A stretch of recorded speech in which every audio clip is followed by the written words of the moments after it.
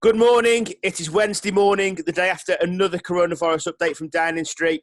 And on the Human Results podcast, we have the Managing Director, Alasdair Hobbs. Alasdair, very sombre morning this morning. The weather's turned and things aren't looking good, are they, for the economy and the jobs market?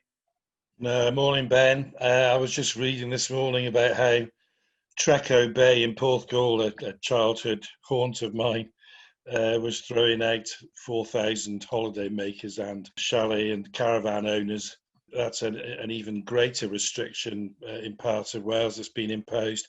And I think actually, maybe more importantly, a decision taken by the parks owners that maybe this is it now. They're closing 6 weeks before they may have done anyway, as far as site facilities are concerned, and they want people off. But it's a reflection of the increased cost burden being placed on events, hospitality, hotels, caravan parks, holiday parks. Been a tough summer. A lot of businesses have worked extremely hard to put in place all the social distancing measures. Clearly, a lot of businesses have been relying on significantly reduced income in many cases because they can't accommodate the numbers that they might need.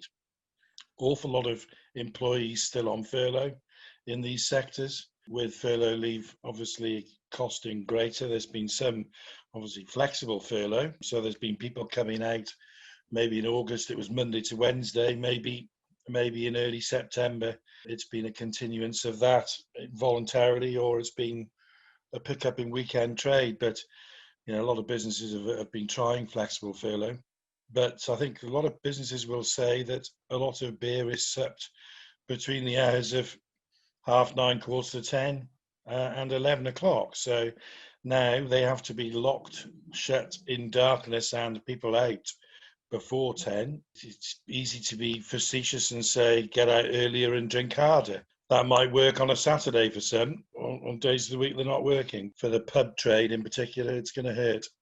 We're going to go industry specific in part 2 of this podcast, which will be out tomorrow in the events industry, because obviously they've been really hard at it. But just looking to other industries, what's the message for you? Because I know that you're due to release your October update, which obviously we'll discuss on a couple of podcasts away.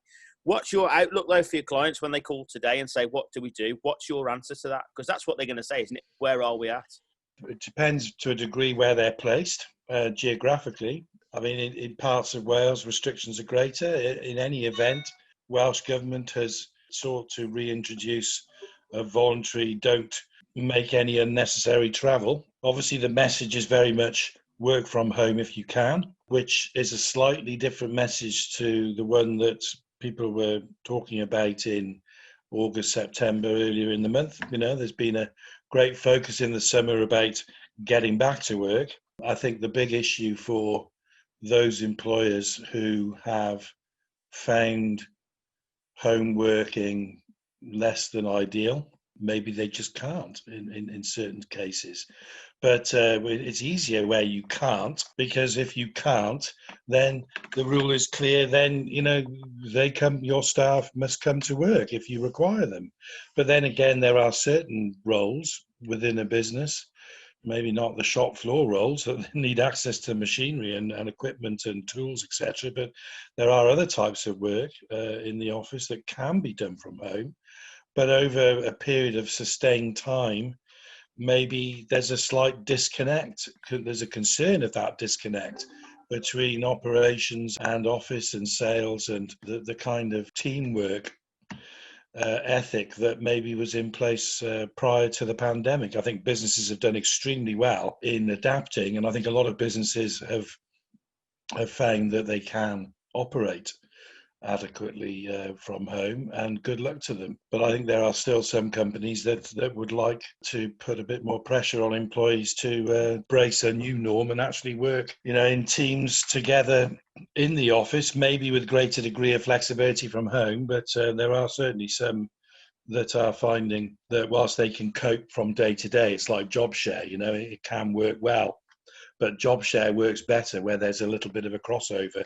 Maybe, there's a little bit of time spent together with the person you're job sharing with, for example. And I think a lot of businesses really need to work on this teamwork, maybe even getting some outside assistance to address how that might look for a longer periods of time. I think we've had a 6 months of a weird stasis, but if we're going to be facing another 6 months, businesses have to get on with things. From the legal perspective, there's not been huge changes for most of my clients, except for those, unfortunately, in hospitality and events. People can still go to work if they need to, and people can still go to the shops if they need to.